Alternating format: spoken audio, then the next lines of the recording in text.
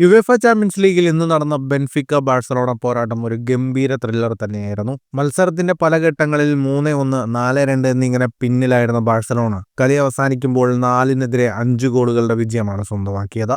ഗംഭീര തിരിച്ചുവരവിലൂടെ ചാമ്പ്യൻസ് ലീഗിലെ അവസാന 16ലേക്ക് മുന്നേറാനും ബാഴ്സലോണയ്ക്കായി. സ്വന്തം മൈതാനത്ത് മത്സരത്തിന്റെ 90-ാം സെക്കൻഡിൽ പാവുലിഡിസിന്റെ ഗോളിൽ ബെൻഫിക്ക ലീഡെടുത്തു. 13-ാം മിനിറ്റിൽ ബാൽഡയെ വീഴ്ത്തിയതിന് ലഭിച്ച പെനാൽറ്റി ലക്ഷ്യത്തിലെത്തിച്ച് ലെവൻഡോസ്കി മത്സരം 1-1 എന്ന നിലയിലാക്കി. തുടർന്ന് ബാഴ്സ കീപ്പറുടെ പിഴവുകൾ ബെൻഫിക്കയ്ക്ക് മുൻതൂക്കം നൽകി. 22-ാം മിനിറ്റിൽ ബാഴ്സ കീപ്പർ ഷെസ്നി ബോക്സ് വിട്ടിറങ്ങി ബാൽഡയുമായി കൂട്ടിയിടിച്ചു വീഴുകയും ആളൊഴിഞ്ഞ പോസ്റ്റിലേക്ക് പാവുലിഡിസ് പന്തെത്തിക്കുകയും ചെയ്തതോടെ ബെൻഫിക്ക വീണ്ടും മുന്നിൽ.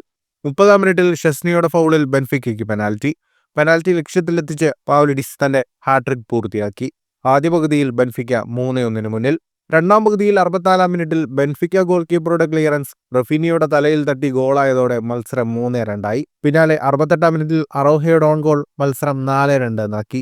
എന്നാൽ പിന്നീട് ബാഴ്സലോണയുടെ അവിശ്വസനീയമായ തിരിച്ചുവരവാണ് കാണാൻ സാധിച്ചത്. 78-ാം മിനിറ്റിൽ യമാലിനെ വീഴ്ത്തിയതിന് ലഭിച്ച പെനാൽറ്റി ലെവൻഡോസ്കി ലക്ഷ്യത്തിലെത്തിച്ചു. 86-ാം മിനിറ്റിൽ പെഡ്രിയുടെ കിഡിലൻ ക്രോസ് മികച്ചൊരു ഹെഡറിലൂടെ എറിക് ഗാർഷ്യ വലയിലെത്തിച്ചതോടെ സ്കോർ 4-4.